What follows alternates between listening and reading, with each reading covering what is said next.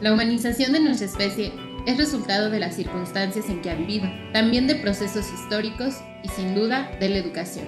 En un principio, la educación del hombre primitivo ocurrió en el transcurso de la vida misma, en la cotidianidad del clan, sin conciencia de los primeros homínidos. La educación entonces era utilitaria, para resolver las necesidades inmediatas impuestas por la urgencia de sobrevivir, por lo que resultaba generalizada, diversificada por sus contenidos, global e imitativa. La educación se asociaba a hechos míticos, a rutinas. Su propia naturaleza, su contenido y forma de concreción permitió sobrevivir a los primeros seres humanos. La educación en Grecia abarca un periodo que va del siglo VI a.C. al siglo I después de Cristo. Sus principales representantes son sofistas, Sócrates, Platón, Aristóteles, Jenofonte e Isócrates. En el esplendor de la cultura griega, la educación en Atenas se otorgaba a la clase aristócrata. Al principio se usaba el juego, después la educación elemental incluye una formación gimnástica y musical. Para los adolescentes se agrega el aprendizaje de las lenguas, después la enseñanza para la guerra, el uso de la razón, gramática, matemáticas, deportes, arte, física, oratoria y filosofía. Educación espartana. La educación pertenece por entero al Estado, que se encargará de impartirla por igual a todos sin distinción de clase. Consideraba que la educación iniciaba después de los 7 años y el niño pasaba por 3 periodos. 1. De 8 a 11 años, época de la camarada. 2. De 12 a 15 años, edad del joven. 3. De 16 a 20 años, edad de efebia. La actividad principal estaba en el ejército. A las mujeres se les educaba para la maternidad. Roma.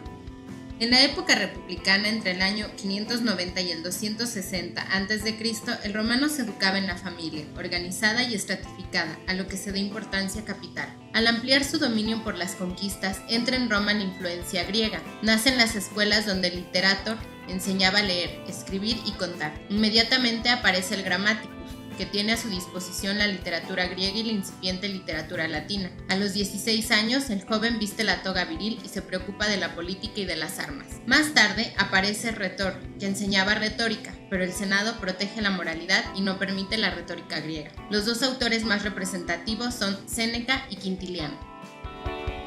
Edad Media.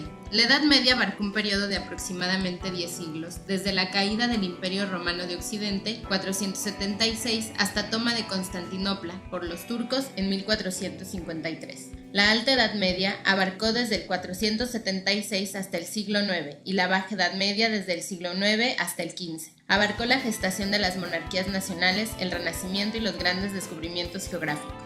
Edad Media, primera etapa. El alumno asimila única y completamente las doctrinas del maestro. Se le obliga a aceptar cualquier idea del profesor.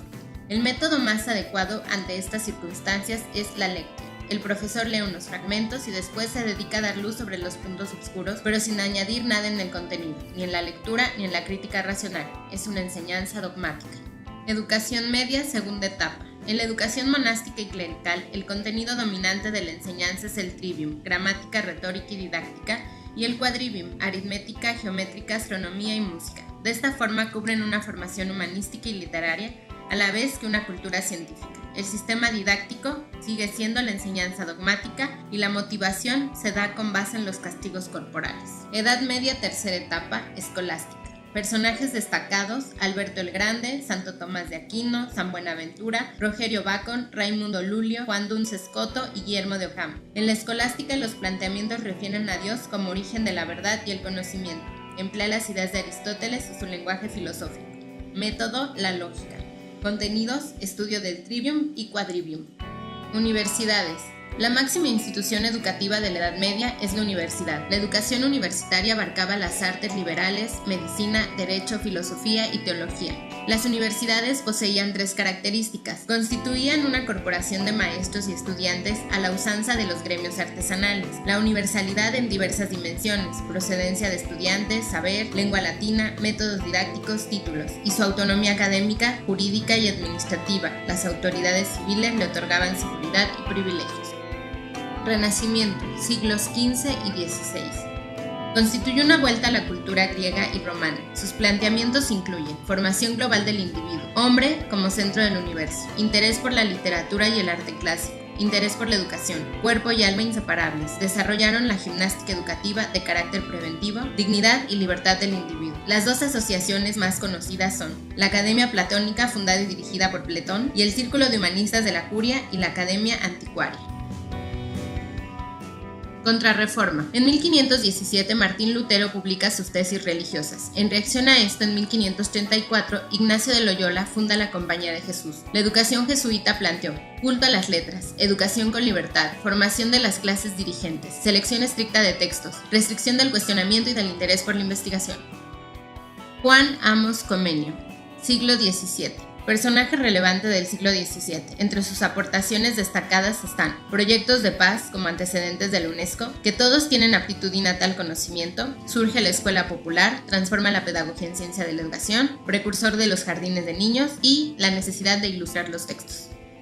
Jean-Jacques Rousseau. Personaje destacado del siglo XVIII, planteó la idea de que el niño es centro del proceso educativo, que la infancia es un estado natural e indispensable. Perfección y naturaleza son una misma cosa. Además, relaciona necesidad con libertad, corazón con razón, individuo con estado. Tolstoy retoma sus ideas, precursor de la escuela nueva en Rusia, comprensión social de la institución escolar. La época moderna de la historia de la humanidad termina al finalizar el siglo XVIII. Para entonces se habían establecido algunas bases para la futura escuela nueva. Juan Enrique Pestalozzi, siglo XIX. El siglo XIX da paso franco a la época contemporánea. En educación se tuvieron entonces personajes destacados como Pestalozzi, Froebel, Giner de los Ríos, Montessori, entre muchos otros pedagogos del siglo XIX.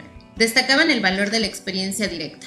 Federico Froebel expresaba la necesidad de que la educación se apoyara en los conocimientos de psicología. Formuló los centros de enseñanza y propuso la formación de profesores, creador del primer jardín de infancia, Kindergarten. Resaltó el valor educativo de las actividades de entretenimiento. Concibió al niño como un ser activo, en proceso de continuo desarrollo. Giner de los Ríos, revolución de las conciencias, hombres íntegros, cultos y capaces. Nikolai Grundtvig, mejorar la calidad de la educación y autoaprendizaje. Primeras escuelas nuevas. 1889, Inglaterra, New School fundada por Cecil Reville. 1892, Inglaterra, Escuela de Vedales, fundada por John Hayden Baddeley. 1899, Francia, Escuela de las Rocas, fundada por Edmond de Molin. 1898, Hamburgo, Alemania, Hogar de Educación en el Campo, fundado por Hermann Leeds. Fueron instituciones localizadas en el campo, algunas de ellas para la enseñanza media. Hubo intentos porque fueran repúblicas o comunidades escolares libres. Con la fundación de las primeras instituciones educativas de la Escuela Nueva, se concretaba un largo esfuerzo por hacer de la educación un derecho de todo ser humano y no solo el privilegio de unos cuantos.